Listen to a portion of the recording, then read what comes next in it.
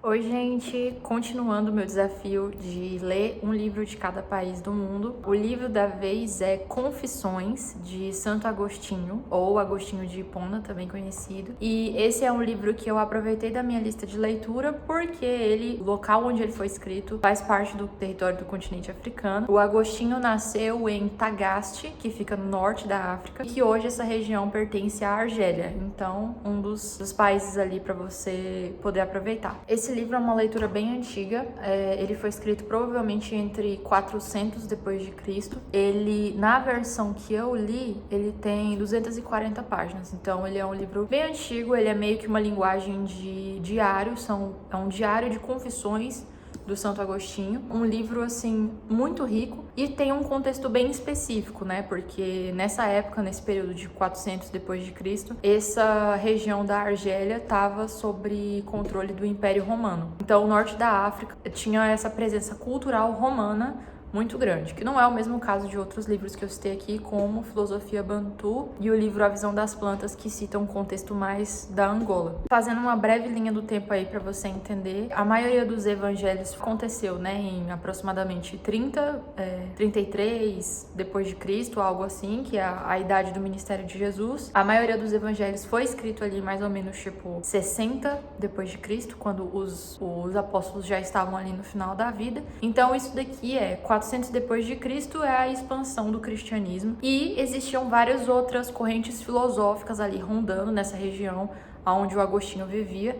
Entre elas estavam as filosofias clássicas, como o neoplatonismo, Platão, outras correntes que são inclusive religiosas, e aí vale a pena citar o maniqueísmo, porque foi uma das que influenciou o Agostinho ao longo de um bom tempo da vida dele. Esse livro, mesmo que você não seja cristão, ele é um livro que ficou muito relevante na história mesmo, assim, não só da teologia como da filosofia, porque ele aborda alguns temas que são citados em várias religiões, como o conceito de pecado, o conceito de graça salvadora, né, de você ser salvo mesmo não merecendo, o conceito de livre-arbítrio. E o que o Agostinho escreveu, não só na obra Confissões, como na outra obra mais famosa dele, que é A Cidade de Deus, influenciou dois pensadores muito importantes da filosofia, que é Tomás de Aquino, ou São Tomás de Aquino, e também René Descartes. Então ela é uma obra que o livro não é só um diário, ele tem um quê de filosofia ali, de reflexão, onde ele vai registrando tudo o que aconteceu na vida dele, até, salvo engano,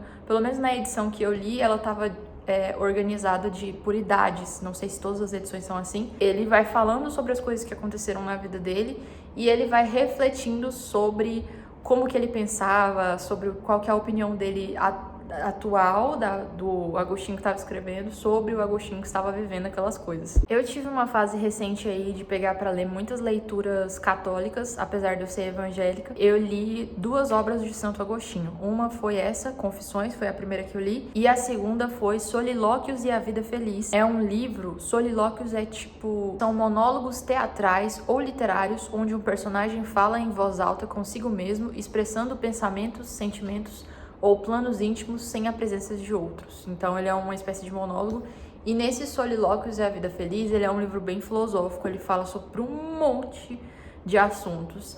Eu acho que tem aqui no canal uma resenha só sobre solilóquios, tanto é que é por isso que eu quis falar sobre Confissões, mas o que eu gostei especialmente é que Santo Agostinho é um santo da Igreja Católica. Ele foi canonizado, eu pesquisei aqui que ele foi canonizado por aclamação, então as pessoas da época dele consideraram que ele deveria ser canonizado. E aí, um tempo depois, não conheço tanto sobre como funciona o processo de canonização, muito tempo depois, ele passou por uma revisão para a igreja avaliar se ele realmente deveria ser considerado santo, e a igreja concordou, não, sim, ele é santo sim. O que eu acho interessante da história, e que aparece principalmente nesse livro Confissões, é que apesar dele ter sido santificado, canonizado, ele não teve ao longo de toda a vida dele um comportamento exímio. Ele, durante uma boa parte do tempo, ele seguiu o maniqueísmo, acho que uns 8 ou 9 anos da vida dele. Ele teve um despertar filosófico lendo Hortêncio. Aí ele teve uma grande fase onde ele foi professor e ele se converteu ao cristianismo só aos 32 anos de idade. Então, quando você lê a obra Confissões, você vê que ele escreve a história com 43 anos e ele se converteu com 32. Então ele passou a maior parte da vida dele longe de Deus. E aí você vê isso muito presente na forma como ele escolhe registrar a própria vida. Então tem meio que essa viagem no tempo enquanto você tá lendo a história, que é ver os pensamentos dele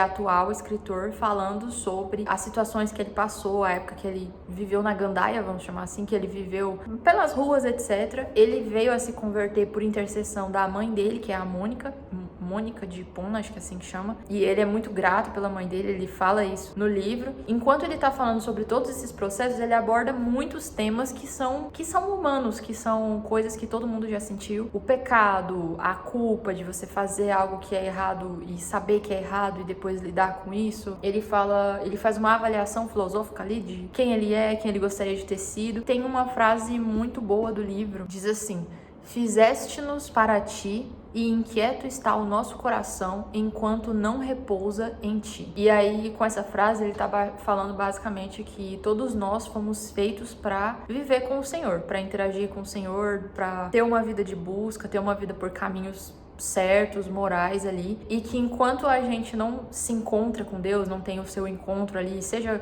com 7 anos, com 17 anos, com 27, com 57 anos, que o seu coração não consegue repousar, descansar de fato. Quero fazer aqui uma menção honrosa também, que tem uma música do Projeto Sola, que se chama Confissões, e que faz um breve resumo ali dessa obra. Então eu recomendo você ouvir essa música e deixar a reflexão ali para talvez inspirar você a fazer essa leitura. Eu gosto muito dessa obra porque ela, apesar de que eu não gosto de biografia, ela é historicamente uma das primeiras autobiografias da história. O fato do autor escolher registrar a própria vida dele e não registrar de uma forma assim, eu tive uma vida muito boa, mas ele registra os pecados dele, as coisas que ele se arrependeu, as coisas que ele não queria ter feito. Isso é muito humano. Eu acho muito bonito quando a pessoa escreve um livro que se torna muito humano, que revela muito de quem ela é, porque faz com que a gente gere essa reflexão na gente, né? Quem que eu sou? Quais são os meus pecados?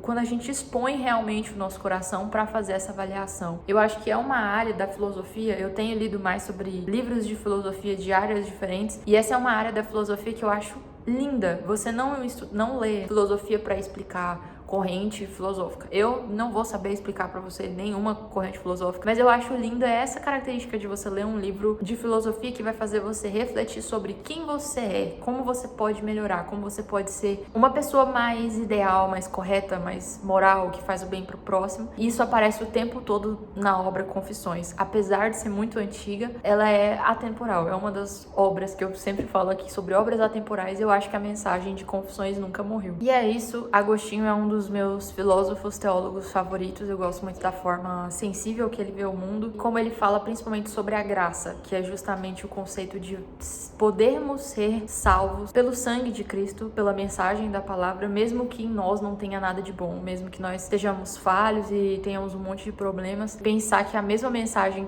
que me alcançou hoje no século XXI também alcançou Agostinho em 400 depois de Cristo é uma coisa fantástica. Eu tenho sempre a sensação, quando eu leio livros antigos assim, de que é uma viagem no tempo, sabe? De que o mesmo Deus que falou comigo falou com Agostinho de Hipona também, quando ele estava escrevendo Confissões. E é isso. Espero que vocês tenham gostado do vídeo e deixe nos comentários o que você achou.